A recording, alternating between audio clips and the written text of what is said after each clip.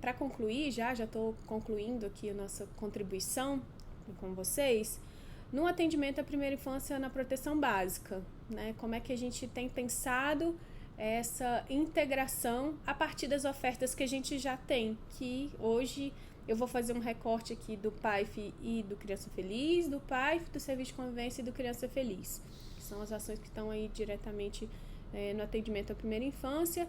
Mas é claro que também a gente precisa de considerar as especificidades.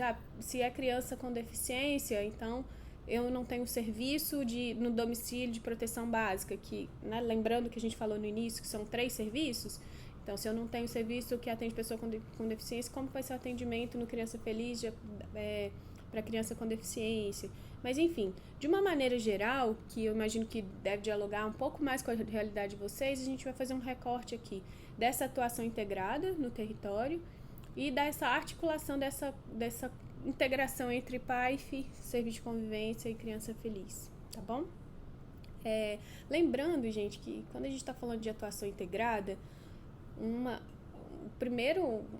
ideia, assim, o que é fundante para que essa atuação aconteça é que todos os atores conheçam quem são essas famílias, né? Conhecer as famílias do território com crianças na primeira infância é fundamental, inclusive para o processo de implantação. Não sei se vocês se lembram, assim, se vocês tiveram acesso, mas imagino que sim, que vocês já tem, o Pará tem aí um movimento mais intenso de acompanhamento na perspectiva do SUAS, do processo de implantação do Criança Feliz, que a gente orientou desde o início que antes de implantar o programa, a gente precisava recorrer ao que a gente já tinha na base, né? O PAIF já estava no território, ele já conhecia as famílias, então o que a gente precisava fazer era organizar as informações que a gente tem via vigilância também, aí mesmo os municípios que não têm vigilância, mas os dados que a gente coleta do CAD único, os dados que a gente tem do SICOM, os dados todos que a gente produz, né, as informações que podem ser transformadas em informações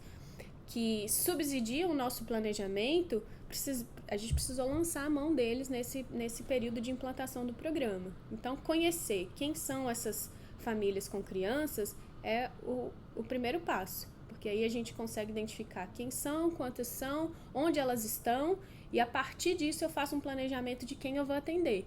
Então, além da informação que eu tenho, que a gente acabou de citar, eu tenho ali o conhecimento que o PAIF já tinha do território e dessas famílias que estão presentes no território. Então, se vai ser atendido no Criança Feliz, se vai ser atendido no Serviço de Convivência, o PAIF tem condições de discutir isso com a rede, né, e dar elementos para definição. Se eu tenho 100 vagas, por exemplo, para o atendimento no Criança Feliz, que é o que a maioria dos municípios tem, mas eu tenho 300 famílias com crianças, quais os critérios? Quais são os elementos que eu vou considerar para definir a criança que vai ou não receber, a família que vai ou não receber a visita domiciliar do programa Criança Feliz?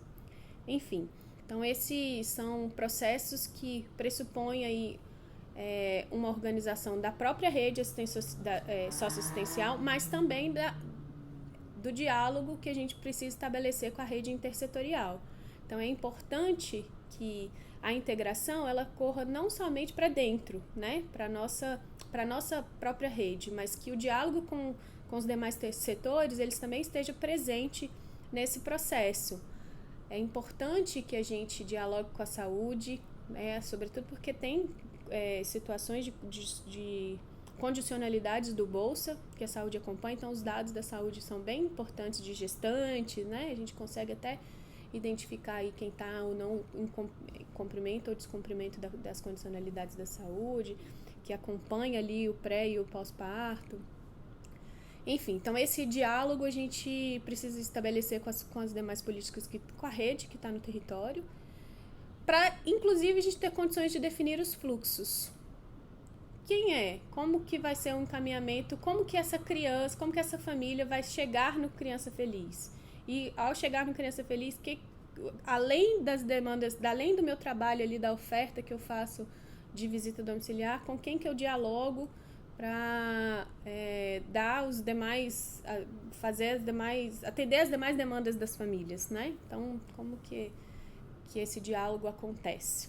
Então, é importante essa organização e gestão de fluxo, né, que é o que está aí no slide para vocês, com a participação das equipes e técnicos dos órgãos gestores. E aí a gente precisa de levar essa discussão para uma instância maior que não fique só aí na ponta com vocês no CRAS, né?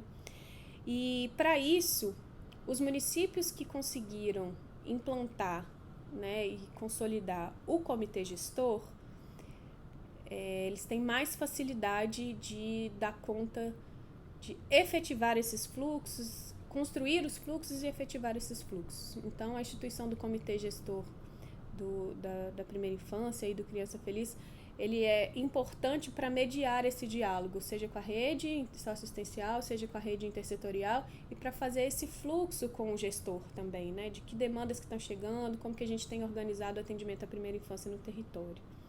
Então, acho que isso são pontos importantes para a atuação integrada. E aí, quando a gente vai especificamente para a relação do PAIF e do Programa Criança Feliz, a gente já disse aí das nossas ações, né? As ações, elas são pensadas, elas são executadas para atender o território como um todo, então todos os contextos de famílias, inclusive as famílias com criança na primeira infância indígenas, né? As famílias indígenas. Então, a gente trouxe um pouco a discussão do atendimento e acompanhamento, e aí é uma pergunta que eu sempre recebo quando eu vou falar nos estados, né, para os municípios que estão atendendo Criança Feliz. As famílias que estão no Criança Feliz precisam ser acompanhadas pelo PAIF? Aí eu devolvo a pergunta para vocês. O que vocês acham? Você acha que precisa ser acompanhado pelo PAIF? É necessariamente um critério? A partir do que a gente acabou de conversar sobre atendimento e acompanhamento, não necessariamente. Então, é uma definição, o que dita um acompanhamento familiar não necessariamente é a inclusão no programa Criança Feliz, mas sim a dinâmica familiar que está por trás disso, assim, se há um nível de vulnerabilidade que pressupõe ali um acompanhamento mais sistemático do PAIF.